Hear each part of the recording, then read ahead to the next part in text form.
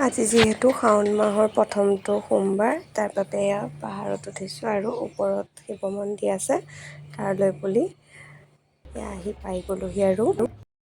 পাই গ'লোহি মন্দিৰ চাফা কৰি আছে আৰু অলপ সময় ৰ'ব লাগিব। অঁ, কি কৰিছে নেজি? কোনটো কি পঢ়িলে? অঁ, আইতা দিয়াটো পৰি গ'ল। অঁ, একো নহয় দিয়া দেই। আমাৰ চাকি জ্বলোৱা হ'ল, আহি আছোঁ এতিয়া পাহাৰত উঠোঁতে কষ্ট, কিন্তু নামোঁতে একদম বঢ়িয়া। লগত ইমান অন্যায় হ'ল মানে, মইতো পানী লৈ আহিছোঁ ঘৰৰ পৰা, সেইটো কাৰণে মই স্কুটিখনত আহিব পৰা নাই, পানীখিনি পৰি যাব। বাপেকে জীয়েকে স্কুটিত আহিছে আৰু সিহঁতে দেখিছেনে ইমান ওপৰলৈকে স্কুটি লৈ আহিছে, মানে উঠা মানে হেৰিটো এলাহত।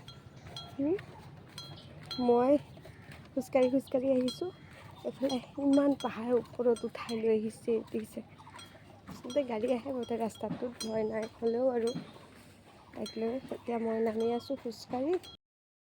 কাপোৰ মেলি দিছোঁ, বেলেগ ৰ'দ দিছে, দুদিন একদম ধাৰাসাৰ বৰষুণ, তাৰপিছত ৰ'দ আৰু পূৰা গৰমত কাপোৰ মেলি আহিছোঁ। এতিয়া আজিৰ দিনটোতো ব্ৰততে থকা যাব। মই ব্ৰতত থাকিলেওতো আমাৰ ঘৰৰ মানুহকেইটাৰ কাৰণে খানা বনাব লাগিব। মানুহজনটো ডিউটিয়ে যাব, নেন্সিৰ কাৰণে ভাত বনাব লাগিব। এতিয়া তাইৰ কাৰণে ভাত বনাওঁ। আজি অংগনবাড়ী স্কুল নগ'ল, তাই বোলে নাযায় আজি, এনেই নাযাওঁ বোলে, যাব মন নাই, তাৰ কাৰণে নগ'ল আৰু এতিয়া আৰু সেয়া ঘৰৰ কামত লাগিম।